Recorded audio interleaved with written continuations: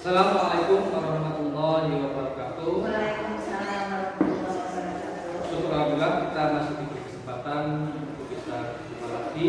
Pada kesempatan hari ini saya tidak sendiri, saya ditemani oleh Ibu Rina Indriana selaku pengajar praktek saya IPB ke-10 dari Kabupaten Pekalongan. Saya sendiri Abdul Latif dan di sebelah kanan saya ada Ibu Rizka Febriani. Beliau adalah wali kelas 5 di SSN 01. Pada kesempatan kali ini saya akan mencoba melaksanakan coaching pasca observasi, di mana saya akan mencoba menanyakan beberapa pertanyaan kepada Ibu Rizka pada saat yang kira-kira pertemuan dahulu telah melaksanakan para observasi dan pas observasi, sehingga pada saat ini kita sampai pada yaitu pasca observasi. Bu Rizka, bagaimana kabar hari ini? Alhamdulillah sehat Pak. Alhamdulillah. Bu Rina, bagaimana kabarnya? Alhamdulillah sehat Pak. Alhamdulillah, kita semua masih diberi anugerah, diberi keleluasaan, diberi kesempatan, diberi nikmat kesehatan, sehingga pada kesempatan ini kita masih diberi kesempatan untuk bisa beraktivitas seperti biasanya. Bu Rizka, ngomong-ngomong nih, karena kemarin Ibu Rizka melakukan observasi, terus setelah saja itu pas observasi melakukan penjelasan, di situ saya juga menemani Ibu Rizka, maka sebagai tahapan berikutnya kita akan melakukan dialog percakapan pasca observasi atau berdasarkan coaching observasi dan pasca observasi. Bu Rizka, kemarin kan Ibu Rizka sudah melaksanakan pembelajaran, kira-kira perasaannya bagaimana? Perasaan saya senang sekali, lebih bersemangat, lebih termotivasi untuk melakukan pembelajaran yang lebih baik lagi dengan adanya observasi atau kegiatan yang dilakukan oleh Pak Latif ini. Terima kasih ya. Mudah-mudahan ini menjadi sesuatu yang lebih baik lagi ke depannya, khususnya bagi anak kita dan tentunya bagi kita sendiri, kita pribadi selaku para pendidik. Bu Rizka, saya akan mencoba menanyakan beberapa pertanyaan ya, atau nanti saya menanyakan perasaan. Bu Rizka, kalau saya boleh tahu standar kompetensi yang digunakan Bu Rizka untuk pembahasan kemarin apa ya? Standar kompetensinya kebetulan kemarin adalah pembelajaran bahasa Indonesia.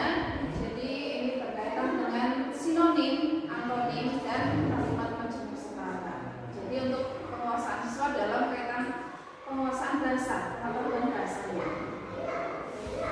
Jadi apa namanya, bahasa Indonesia tadi ya ini dipraktekkan, kemudian untuk apa namanya berikutnya anak supaya bisa lebih menguasai dalam pembahasan kalimat majemuk, sinonim. Oke, Rizka. Terus selanjutnya Rizka, dari paparan yang sudah panjenengan sampaikan, kira-kira kalau Rizka tahu area mana sih yang ingin Rizka kembangkan setelah Rizka tadi melakukan kompetensi sudah dijelaskan, area yang ingin dikembangkan itu yang bagaimana? Untuk area pengembangannya itu meliputi dua aspek, yaitu aspek pengetahuan dan keterampilan. Untuk pengetahuan berarti siswa diharapkan nanti bisa memahami apa itu antonim, sinonim, dan kalimat majemuk setara. Kemudian untuk keterampilannya itu diharapkan siswa nanti dapat meningkatkan keterampilan, yaitu kemampuan menggunakan sinonim, antonim, dan kalimat majemuk setara. Ya, itu kalau boleh saya tahu Bu Rizka, kalau secara spesifik ya, kalau boleh diteruskan lagi apa namanya, area bagaimana sih yang dari tadi yang Bu sudah mengungkap kami yang ingin dicapai secara spesifik itu yang di bagian mana Bu Rizka?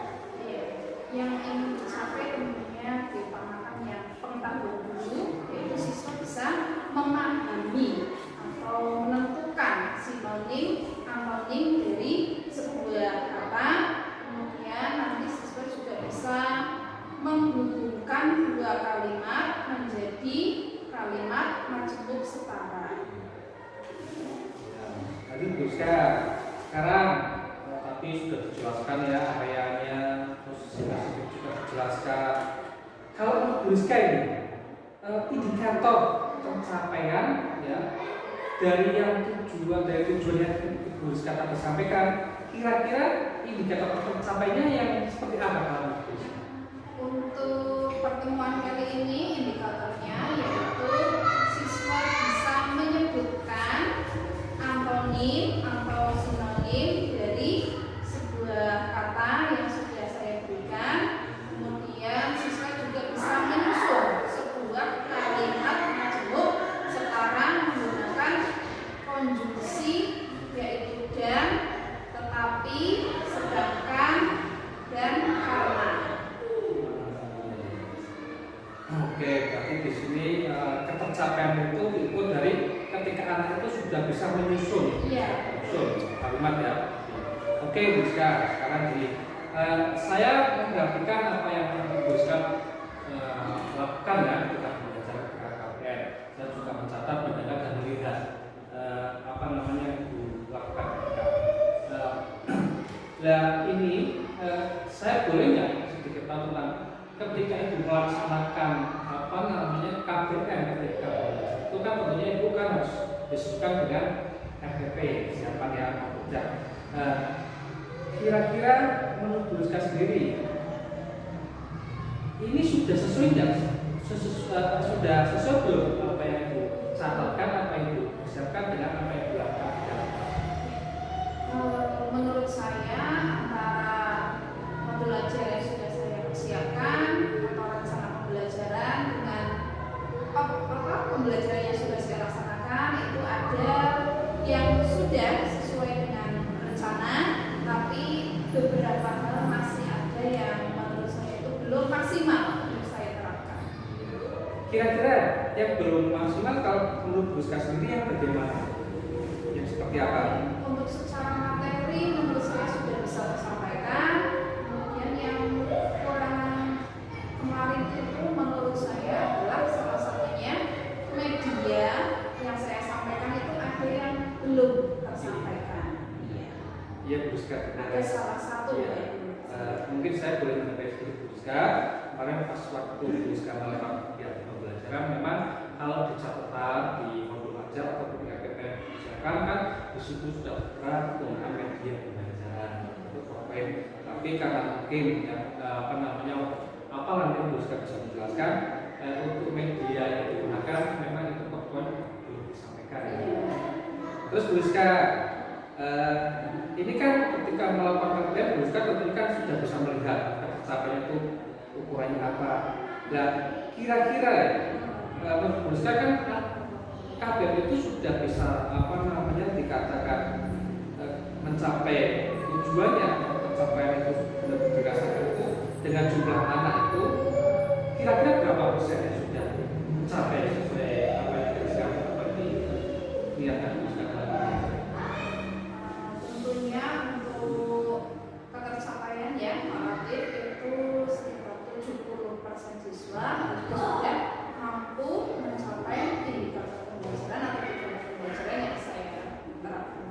Iya, berarti ini 70% itu sudah bisa menyerap atau mengakses apa yang diberikan Bu Rizka ya cuma dengan apa namanya pembelajaran. Kira-kira Bu Rizka, ini kan 70% itu otomatis berarti kan dikatakan hampir ya katakanlah lebih dari separuh lebih ya untuk bisa mencapai tujuan yang diharapkan. Terus sesudah anak itu bisa katakanlah apa namanya bisa menerima dan menyerap apa yang Bu Rizka sampaikan, kira-kira ini apa kalau menurut Bu Rizka indikator ketercapaian atau keberhasilan itu patokannya apa? Itu kan ya Pak, untuk dalam pembelajaran kan selalu ada yang namanya kayak formatif. Nah itu yang tadi yang pembelajaran saya melakukan formatif, itu siswa mampu menjawab soal yang saya berikan dengan nilai KKTP-nya adalah 70 untuk materi ini. Ya, oke, ya. Jadi 70% itu bisa diberat dengan tes yang sudah kita lakukan. Kan anak itu berarti berhasil tuntas ya. Terus kalau sudah ini, berarti kan ada 30% yang belum lulus kayak. Nah, terus ini dari 70 sudah 30%, ini langkah selanjutnya jika kira-kira akan dikembangkan lagi sih yang sudah tercapai 70% lebih, kira-kira akan bisa apakah. Terus yang belum tuntas ini strategi apa mungkin yang bisa dipakai untuk katakanlah yang 30 ini bisa menyamai teman-temannya sehingga tugasan itu katakanlah yang meningkat lah. Seperti yang sudah saya lakukan, untuk yang sudah mencapai nilai minimal itu nanti akan mendapatkan soal pengayaan atau kegiatan pengayaan. Kemudian bagi yang belum, kebetulan di kelas 5 ini memang anak-anak yang memiliki tingkat akademiknya lemah, dan salah satunya juga ada yang berkebutuhan khusus, sehingga kemungkinan ya nanti untuk kegiatannya berupa bimbingan yang lebih khusus untuk anak-anak yang belum mencapai tujuan itu, karena memang kalau secara klasikan itu akan tetap kurang maksimal bagi yang 30%. Jadi ada bimbingan lebih intens di luar teman-teman yang lain seperti itu Pak. Terima kasih Buska. Ya, kalau saya boleh mengutarakan Buska ini, kalau dari hasil observasi edukasi dasar yang saya sudah perhatikan dari mulai proses pra dan pasca ini yang sudah dibuat dan tentang topik pembicaraan yang kita lakukan hari, ternyata kalau boleh saya katakan Buska bahwasanya dalam pembelajaran kita sudah menerapkan apa yang telah bisa lakukan, ya, sehingga dalam tersebut anak bisa mendengarkan, bisa menyelaraskan dan bisa memahami yang disampaikan dengan penggunaan tadi Buska juga di belajar menyampaikan penggunaan strategi, bisa ada diferensiasi, kemudian ada penggunaan metode kerja kelompok, juga ada bermain kata dengan kata itu. Ya, terus mungkin kalau boleh saya tambahkan, itu sudah baik sekali. Tapi memang ada satu poin yang Buska sudah sampaikan, tapi belum terlaksana, yaitu tentang pemanfaatan media, sehingga media tersebut diharapkan nantinya kan anak bisa lebih lebih tertarik dengan penggunaan media audio visual. Terus kalau berbasis data juga, ternyata dari KPM yang telah diskalakan, ternyata hasilnya sudah memuaskan itu ya. Dari yang tadi disampaikan 70%-nya sudah berhasil ya dalam menerima pembelajaran yang Ibu sampaikan. Ya. Terus ada 30% yang belum tuntas. Hal ini dikarenakan sesuai yang Ibu sudah katakan, ternyata memang ada anak yang berkebutuhan khusus, jadi mungkin harus ada perlakuan khusus juga bagi saya. Ya. Terus nanti Ibu juga akan mengaitkan kepada mereka yang sudah selesai dalam pembelajaran. Kira-kira apa yang saya sampaikan itu menurut kamu Buska ada yang kurang apa? Menurut saya yang Pak Latif sampaikan ya, sesuai dengan pengamatan diri saya sendiri juga sama seperti itu Pak. Setuju dengan yang disampaikan oleh Pak Latif. Berarti dalam hal ini tadi kalau boleh saya tambahkan Buska, ya, Buska kan tadi fokusnya pada area proses ya. Terus Buska, bagi anak-anak Buska ya, anak yang telah mencapai pembelajarannya, terus kira-kira area pengembangannya, langkah selanjutnya itu seperti apa yang Ibu ingin kembangkan? Karena dunia maksimalin kalimat sekarang nanti akan saya kembangkan untuk merangkai kata dengan kalimat macam setara itu menjadi sebuah paragraf yang lebih keterampilannya lebih tinggi lagi seperti itu Pak. Berarti memang dalam setiap pembelajaran ketika anak itu sudah tetap, berarti akan dikembangkan kepada penonton-penonton yang selanjutnya. Iya. Terima kasih Ustaz telah berbagi waktu dengan saya. Mudah-mudahan apa yang saya katakan yang semata-mata untuk memberikan terbaik pada